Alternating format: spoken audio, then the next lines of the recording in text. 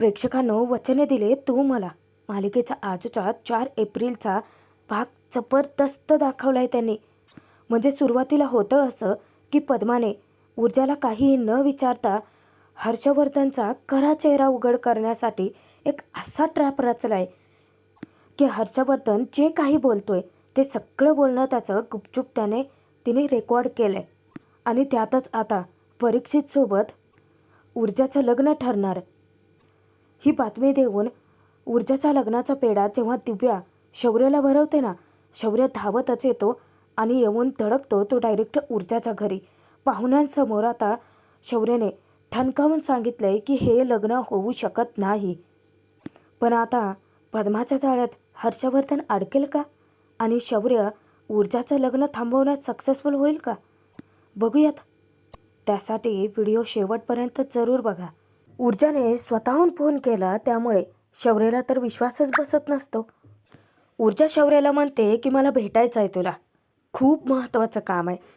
शौर्य विचारतो की आता लगेच भेटू का. तेव्हा ऊर्जा सांगते की नाही, मी कळवेनंतर तुला. आता शौर्य बोलतो की ठीक आहे कळव. तो पुढे बोलतच असतो पण ऊर्जा अचानक फोन ठेवून देते. पण खरं तर ऊर्जाने स्वतः आपल्याला फोन केलाय याचा फार आनंद होतो शौर्यला. हर्षवर्धनने पद्माची भेट घेतलेली असते. पद्मा, तुझ्या अपेक्षा कळल्या, तुझी मागणी कळली म्हणून इथे आलोय. आता पद्मा पुढे काही बोलणार.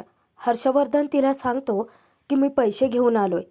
आता बहुतेक पद्माचा काहीतरी वेगळा ट्रॅप असतो हर्षवर्धनचा खरा चेहरा समोर आणण्यासाठीचा. पण तिथे मात्र पद्मा तोंडघशी पडते कारण हर्षवर्धन जेव्हा खिशातून पैसे काढतो फक्त 1000च रुपये असतात. पद्मा तर आता पार गोंधळूनच जाते.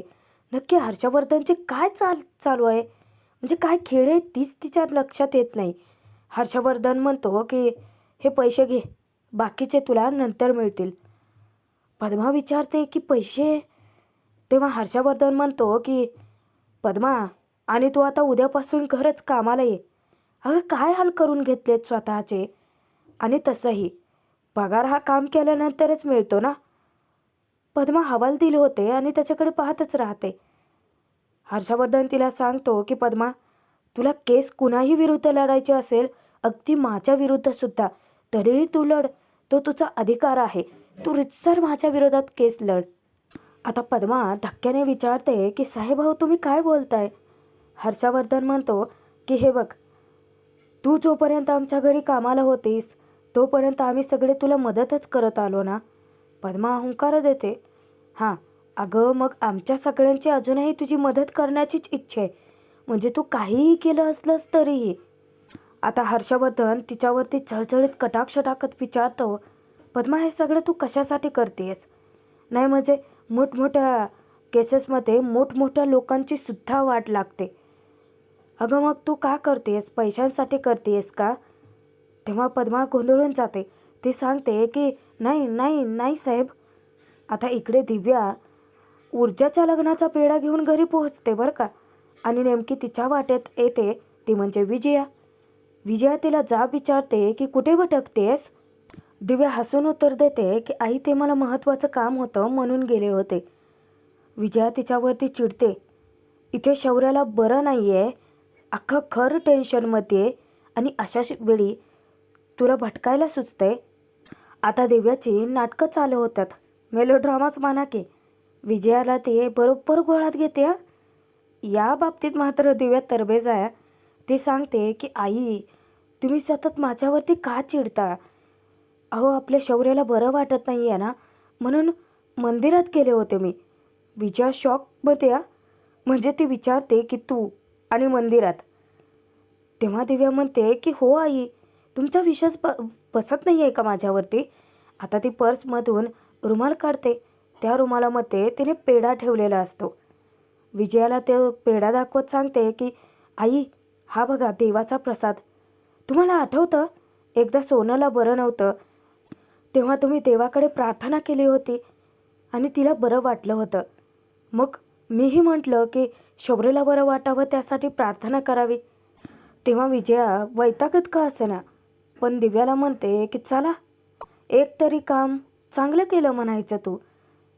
आता ती जाणार तेव्हा दिव्या मुद्दामच म्हणते की आई तुम्ही डोळ्यांवरचा गॉगल काढा आधी.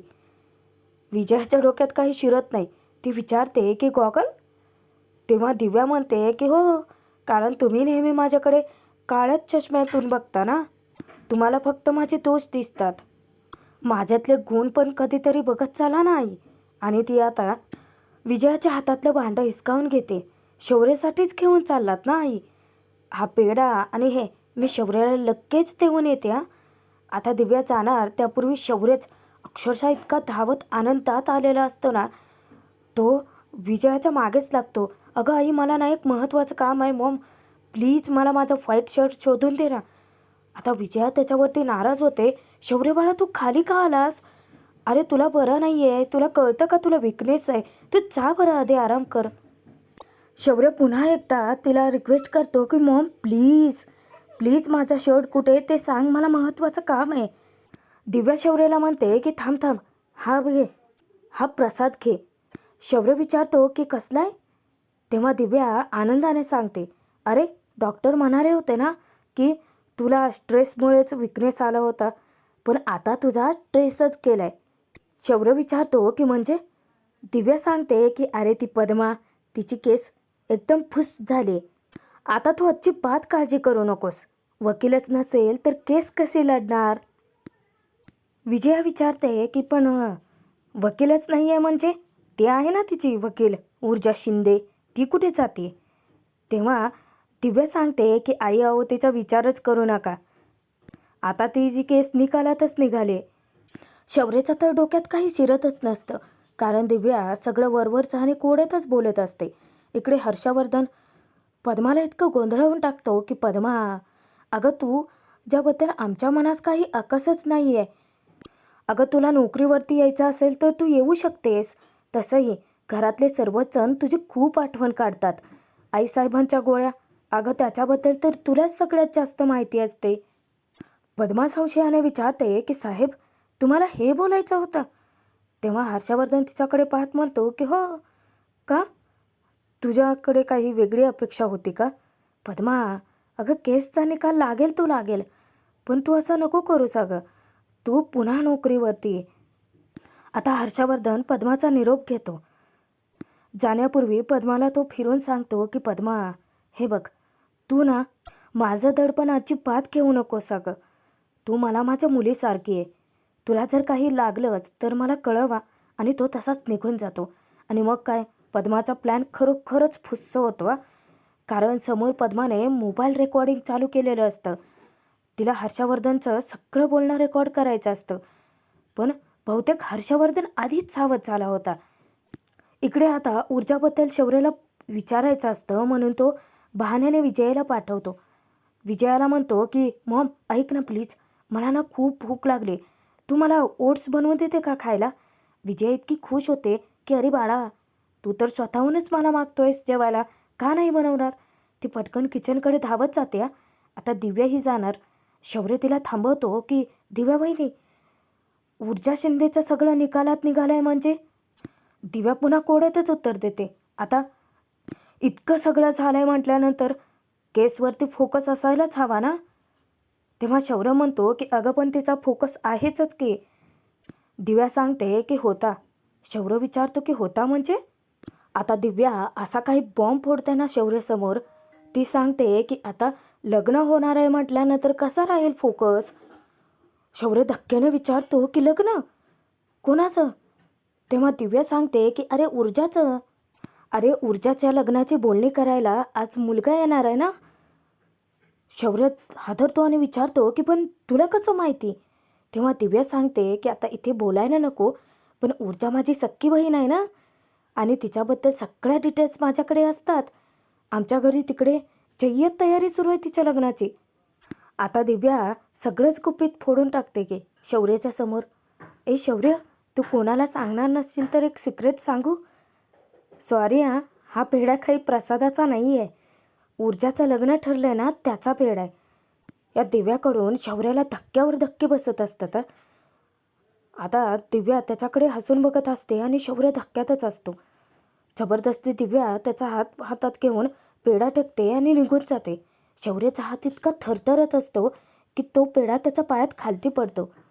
आता शौर्याला सुचतच नसतो की नक्की काय करायचं आहे, कारण ऊर्जाच्या लग्नाची बातमी अचानकच त्याला कळली. इकडे हर्षवर्धन दिव्याची अशी काही खरडपट्टी काढतो ना, अर्धवट अक्कल असली ना की अशी कामं होतात. त्या पद्माने आपल्या विरोधात ट्रॅप लावला होता आणि ज्या वेळेस हर्षवर्धनला पद्मा खुर्ची पुसून देत होती ना, बसते वेळी हर्षवर्धनने समोरचा मोबाईल पाहिलेला असतो. पद्मा पण इतकी मूर्ख आहे, मोबाईल कोणी समोर ठेवतं का? पद्माने सुद्धा ना खरंच स्वतःची अक्कल वापरलेली आहे. यामध्ये ऊर्जाचा काहीच हात नाही आहे, कारण ऊर्जाने असा काही प्लॅन केलाच नसता. पद्माने असं करून खूप मोठी माथी खाल्ली आहे, कारण इकडे हर्षवर्धन असा काही सावध होतो. दिव्याला तो सांगतो की मी सावध होतो म्हणून. समोर ट्रॅप लावला हे ओळखायचं असेल ना, त्यासाठी नजर तेज असावी लागते. आता ती पद्मा केस काही मागं घेणार नाही आहे. आता ना वेगळी स्ट्रॅटेजी आखावी लागणार आहे. दिव्या विचारते की पण बाबा, आता पुढे काय प्लॅन करायचा तो तरी सांगा मला. हर्षवर्धन तिच्यावरती इतका चिडतो. तो सांगतो की बस, जितकी मदत झाली ना बस आहे. आता दिव्या रडकुंडीला येते. हर्षवर्धनला ते आठवण करून देते की पण बाबा, आपली डील झाली होती. हर्षवर्धन तिचं काहीही न ऐकून घेता फोन कट करतो. दिव्याला तिची लायकी बरोबर दाखवून देतो. पण हर्षवर्धनची इतकी चिडचिड होते.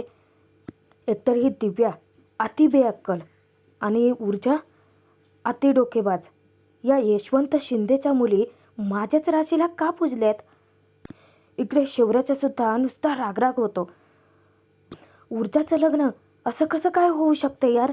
आत्ता थोडा वेळ फोनवरती बोलली होती ती, मला भेटायला ये म्हणाली आणि अचानक लग्नाचं खूळ कुठून आलं डोक्यात? आणि शौर्य रागाच्या भरात ऊर्जाला कॉल करतो खरा, पण ऊर्जा काही फोनच घेत नाही. त्याची चिडचिड आणखीनच होते.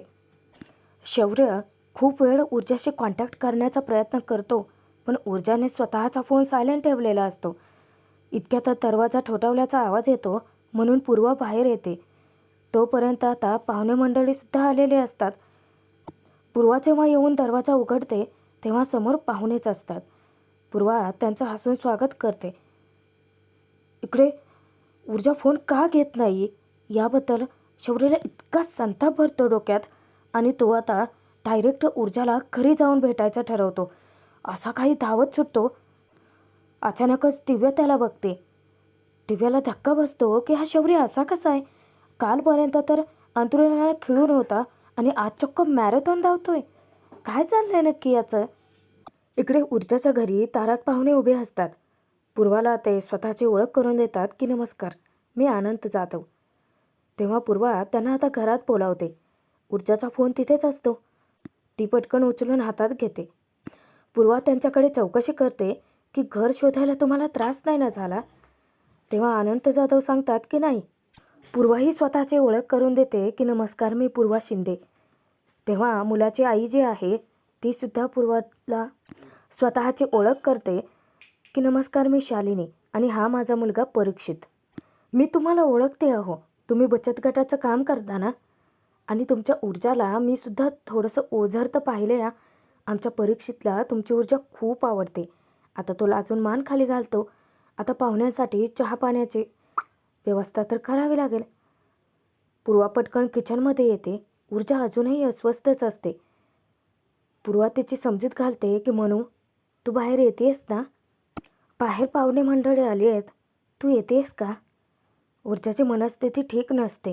ती काहीच बोलत नाही, म्हणून पूर्वा समजून घेते की ठीक आहे, मी त्यांच्यासाठी पाणी घेऊन जाते, नंतर हवं तर तुला बोलावते. आता ती पटकन पाण्याचे ग्लास घेते, पण ऊर्जा तिला अचानक थांबवते की आई, नेते मी. ऊर्जाच्या डोळ्यातून अश्रू येतात. पूर्वा तिला सांगते की नाही म्हणू, राहू देत, मी घेऊन जाते. तरीही ऊर्जा सांगते की नाही आई, येते म्हटलं ना. तेव्हा पूर्वा तिचे डोळ्यावरून उघळणारे जे अश्रू आहेत ना, ते आपल्या हाताने पुसते. ऊर्जा कसं बसं तरी स्वतःला सावरते आणि हसऱ्या चेहऱ्याने पाहुण्यांसमोर जाते. ज्या क्षणी ऊर्जा परीक्षितच्या नजरेस पडते ना, परीक्षित तिला पाहतच राहतो. परीक्षित आणि त्याच्या आईवडिलांना ऊर्जा पाणी देते. आता परीक्षितची आई कौतुक करते की सुंदर. ऊर्जा विचारते की हां? तेव्हा ती म्हणते की तुला टी व्हीत पाहिलं होतं ना, त्याच्यापेक्षाही खूप सुंदर दिसते तुमची ऊर्जा. तेव्हा पूर्वा खूप खुश होते. पूर्वा ऊर्जा अजूनही उभ्याच असतात. तेव्हा शालिनी त्यांना म्हणते की अहो तुम्ही उभ्या का, तुम्हीही बसून घ्या ना. पूर्वा सांगते की नाही ठीक आहोत आम्ही. तेव्हा अनंत जाधव समजावतात की अहो शिंदे वहिनी, अहो आम्ही मुलाकडचे म्हणून राजासारखं वागायचं आणि तुम्ही मुलीकडचे म्हणून सेवकासारखं, याला काहीच अर्थ नाही आहे. कारण या सगळ्या फॉर्मॅलिटीज तुम्ही करूच नका. या सगळ्या गोष्टी काळाच्या ओघात खूप मागे पडल्यात.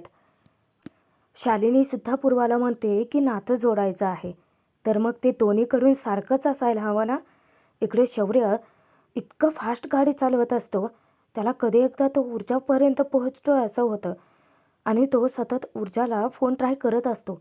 पण इकडे ऊर्जाने फोन दुसरीकडे ठेवलेला असतो, तिचं तर त्याकडे लक्षही नसतं आणि त्यात तिचा फोन सायलेंट.